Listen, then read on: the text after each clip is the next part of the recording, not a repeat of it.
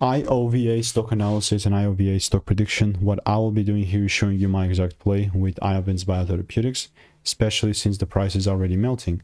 2% up is not the best, not the worst, but technically where we are is just in the same exact place in this bearish range, which we seemed like we kind of tickled the lows of.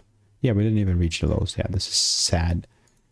But what's not sad, that the overarching idea that I got here was called out way beforehand, and it's exactly what's happening. So all in all, I'm not gonna change a thing. For me to be bullish, there must be a full candle close above 375 or a good catalyst. So there's nothing else that I'll be adding here forcing. If you want to get all that good jazz and all that good stuff, click the first link in the description so you can leverage and shortcut 5 years of learning into like literally a few hours. Risk free. 1,200 people have gotten it. First link in the description. Get the insights. Goodbye.